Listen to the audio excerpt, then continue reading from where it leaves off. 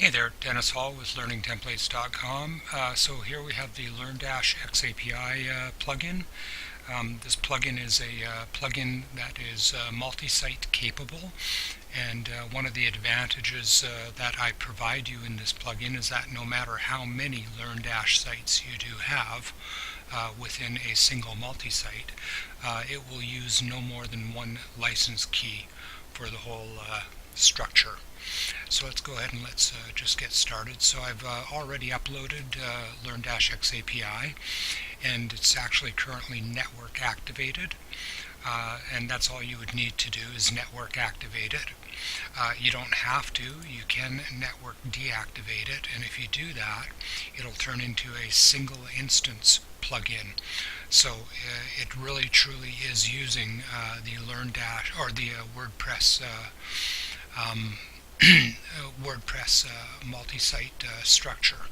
It's not just a plugin that you can activate for each individual site. Let's go ahead and let's just head straight into it now that I've activated it. So you need to only enter one single license key.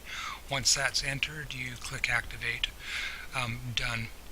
Now what happens once you've activated it, on the main site, LearnDash xAPI is not available for use on the main site. However, all the sites below it now have LearnDash xAPI activated, and you'll find it in the LearnDash menu under LearnDash xAPI. So there are three tabs in LearnDash xAPI. The first tab for the user, for course creators, is the ability to add new content or add new, upload new e-learning, for example. The second one is to add new LRSs into the system. Now, if you're using Learning Locker, you can have one single LRS installed of Learning Locker if it's version 2.x. If it's version 1.x, you would only have a single organizational ability. But with LearnDash xAPI and Learning Locker version 2.x, you can have multiple organizations built into your Learning Locker. So here, for example, I have Learning Locker version 2.1.4 in this case installed.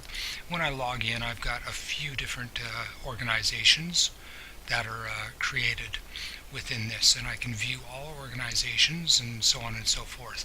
We'll leave that for the next video though.